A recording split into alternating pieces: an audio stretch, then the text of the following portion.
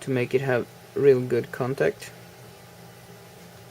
like this, and release. Solder the other one too. Here, put on some solder, take it away and release. And it's really flat.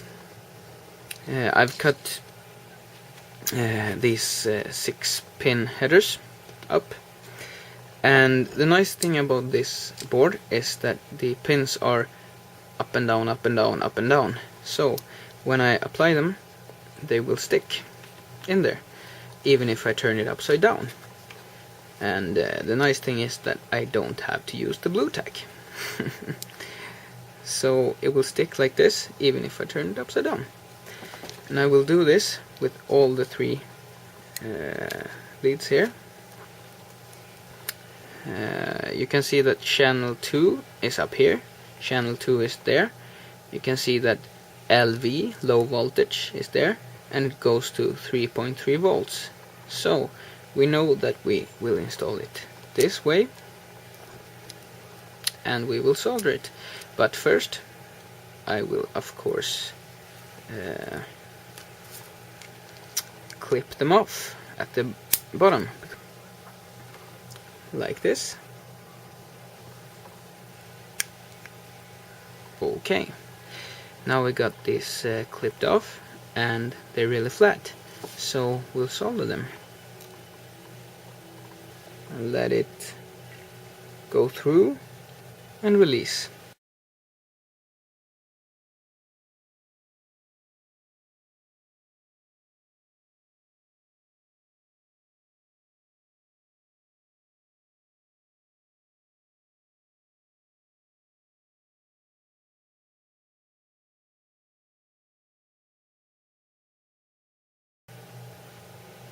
I've soldered in this diode and not this diode. The real reason is that I don't want USB power noise coming in to our 3.3 volt regulator. So I've chosen to not include that and always power by battery, so I will get a clean source. I found these pins, these right angled pins, from a sound card, from a creative sound card. I've soldered them in by sticking this little ISP header and fixed it by using the blue tack like so, and soldered them in while it's sticking, so I know they're gonna be straight when I pull this little socket out, and it fits very good with the ESC connectors. I've also chosen to put six of these right angled headers here, because I only want signal from a straight line like this from the receiver. This is the FTDI chip, but imagine it's the receiver, then I get 6 channels in like this. What we'll do now is we'll solder in these things, these little headers that I've cut off to suit the footprint of the Pro Mini. And by the way, I want to tell you about this problem with the level converter versus the sensor chip. I've actually made it so that you can put them on straight to each other, because these chips or boards are made with V-grooving, which is that they manufacture them by using rollers here at the sides, making them look like a V, like this, with this edge out. So I've taken a file and I've filed them off at this end here, and because I now have a straight edge, and this straight edge is mating really nice with this level converter, so I can now put them in close to each other with no offset, like this. Okay. Anyhow, before we solder these these header pins in, I want to clean the board off. So I do that by taking some cotton, and I take some acetone, the alcohol.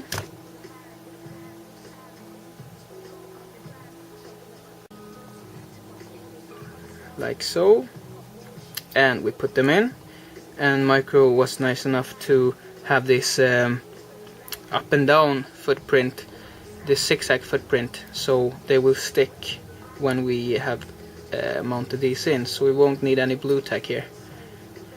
Okay, see to it that they're properly seated.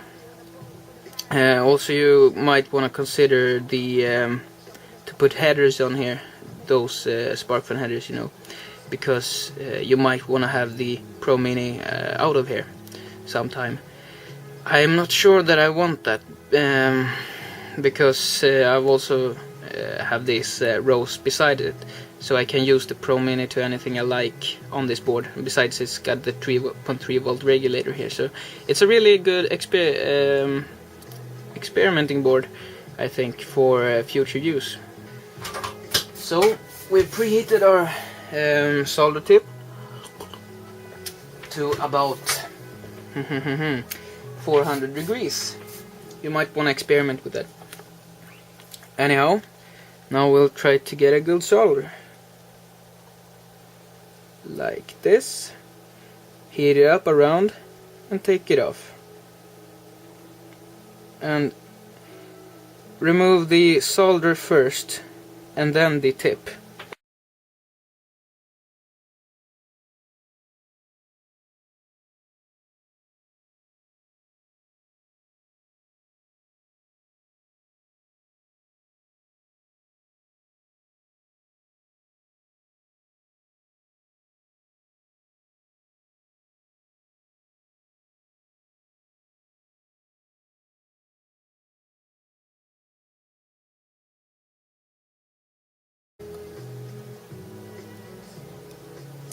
Also watch out for that that you have solder all around these pads, not on one side only, so really let it melt out and around the whole pin.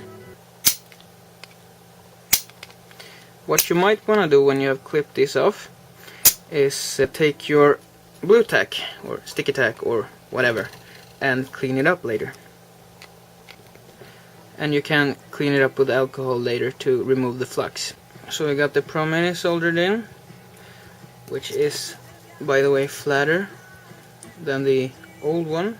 I found out that the PWM outputs, the hardware timers, are marked with the silk screen circles. So 11, 10 and 9 and 3 are marked. So we know where we can get PWM if we ever want to do something on our own with these pins here. And I've soldered in the right angle header, and we'll try to improve these solderings, because as you see the solder hasn't gone all the way through on this side on the header. So what we'll do is take our soldering iron and improve them. So I'll apply some heat, add some solder, take the solder away and let it dry up like this. Okay, now we have solder on both sides, which is evenly divided.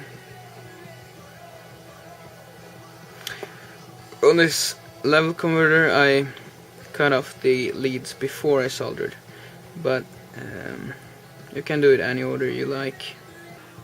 Now we're gonna solder in this little header for the power, and what I've done is that I've taken the ISP header again, which is for the bigger Arduinos, and I've stuck these two right angle headers in there, gold contacts, because I want them to last a while, and I've prepped it with these magic clay, so they will stick when I solder, so I won't have to hold it down. Yeah, there it comes. So I'll apply some more, like this, and like this, like this, and like this.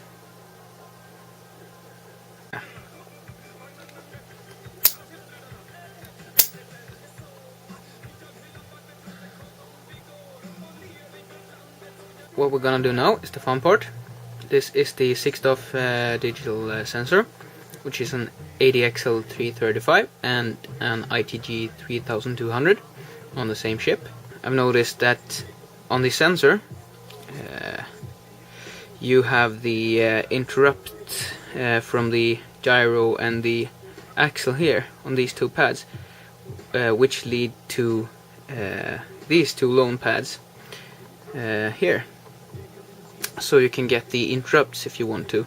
We won't use them in the AQ software right now, but if you want to use them, they are available.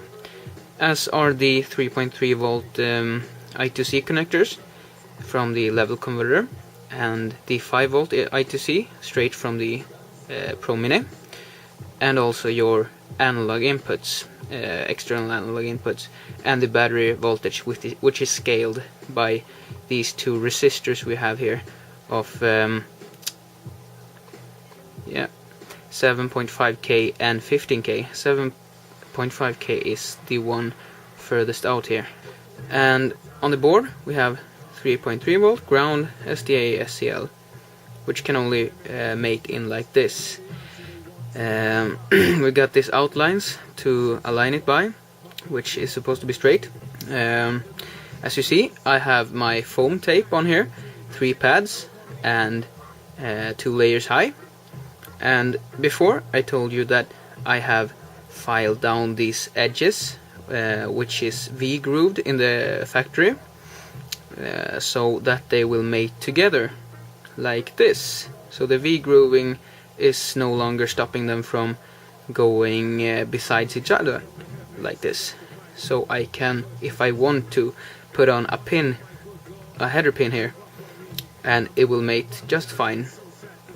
But since I want to mount this board pretty stiff to the frame, I have chosen to use these foam tape bits here. So I will mount it like this, with a little offset, and between these boards I will use something which is enameled copper wire, which is found in coils and microphones, pickups and stuff like that. It is very thin and it is enameled on the outside, which means that we got a coating, a non-conducting coating, so this will not be conductive. But if we take our soldering iron and we take some solder and put it on here, we actually burn the enamel up. You see? Probably not, but we have burnt off a little bit of the edge. So that is what we're gonna stick to the pads. Yeah, like this. And that's what we're gonna use to conduct the vias on the shield to the vias on the sensor. So we have the shield here, and I'll try to get this to stick. So we got a little piece of solder on here,